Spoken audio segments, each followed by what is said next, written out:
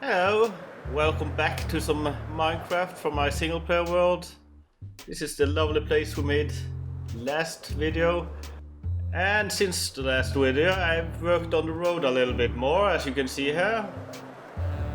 Bit more tricky to properly see it from the ground, but I've textured the road over here and I've started marking up quite a lot of the road heading over here.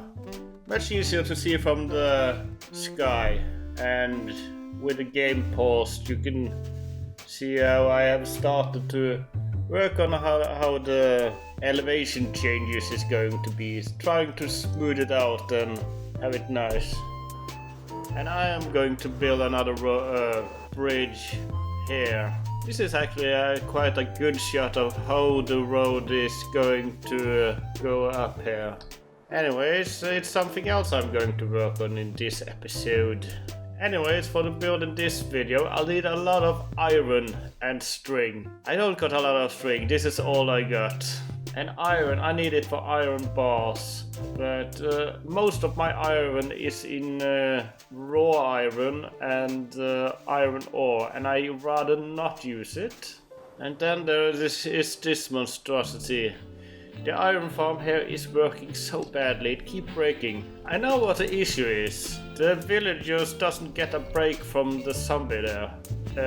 They need to be able to sleep at least every 2 days. If not, they just stop spawning in golems. So to start off, I'm going to break down this and make a better iron farm that doesn't break every 2 days.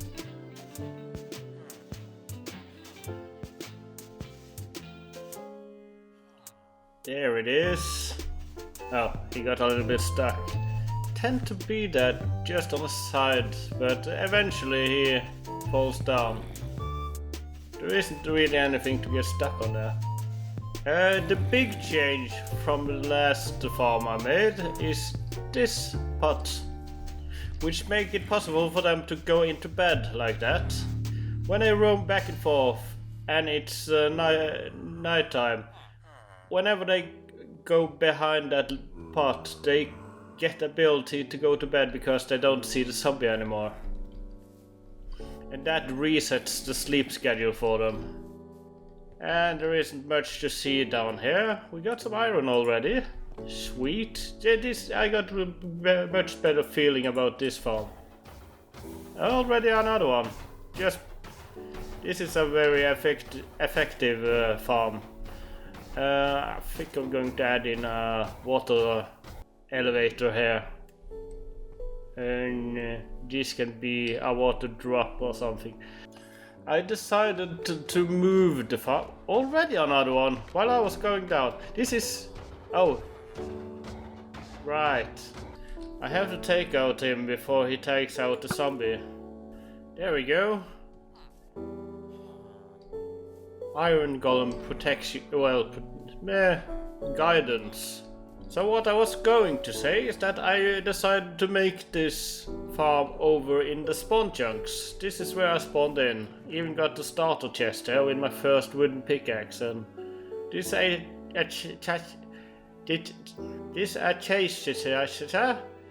log was among the things in the starter chest when I got it.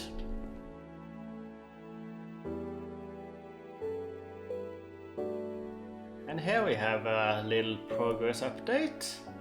I think this is turning out right. I have to work the terrain around here a little bit. This is quite a big area for this, I think. It's not the biggest I could have made, but I think it's a decent size. And hopefully the style fits in as well. There is mostly deep slate and blackstone, which is both ingredients I used for this bridge. And also there is some iron bars and stuff, so I think it's going to be alright. You know, I made my starter house, so it looks pretty good from all sides, but this is still hanging over a cliff here, which I haven't made yet. And this is the ugly backside. The reason is I'm not sure how the buildings nearby is going to be, and I think this is going to be all covered up. But that's a future issue. Anyways, there is the outline for where the fence is going to be. I'm going to build in that fence now and bring you back in. There we have it. A lovely fence. I like this design. It's simple and it's a repetitive pattern I can use all the way around. And it works. And then there's that gate there. I extended the road a little bit, just up until the gate here. I think the gate turned out alright. I made it slightly open. It's an alright design with a candle on top of the bars to add some spikes. And also I got the black candle on top of these fence spikes. And every now and then there is these flat pillars. I do have a pressure plate on there. It's a little bit for design, but mostly to prevent spawns. But as last episode, when I made pumpkin and potato and all that field, I am going to add in some lichen and some mood lighting to prevent spawns to happen in here. I don't want to light up all my builds and put torches everywhere. It's more of a temporary measurement so stuff doesn't spawn in. I'm making everything inside this fence is going to be spawn proof when I'm done, but I want the mood to be right. And as I did with the last episode build, at the end nothing can spawn inside that area. But I showed you at night, it's a pretty decent mood. Now back to this place. I got a blank canvas inside this fence and I think I'm going to start marking up a path here. I already started adding in gravel. This is 5 wide, which is a bit wider than I want. I think actually... I think this is how I'm going to do it. Maybe I add in a border along the path. Well, we'll see. I'm going to make a little bit of a layout here and catch up with you in a bit. Alright, we are starting to get somewhere. I've just marked up where I want the different graves to be. And the leaves there marks where I the center building to be. Alright, so here in the middle I want the chapel, something like that. All those big squares there I think is crypts, and then graves, of course. And in the back of the road I'm thinking a small shed for the gravedigger. What I'm not sure about is this slope going down here. You see it goes down 4 elevation. It's a bit tricky to add in graves and stuff like that. So what I might do is make this more of a steep hill that goes along where my cursor is now, and then have a bigger flat area down here.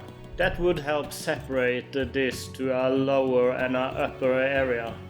I'm not sure where this is where the different stuff are going to be, but it gives you an idea how I'm thinking. Let me pop in this building and do some more stuff. Actually, I think I'm going to build it all and then give you a tour.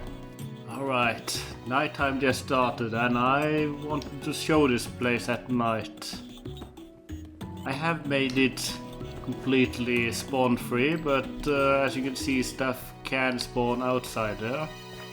I'm really happy how this turned out. It gives that creepy Halloween spooky vibe.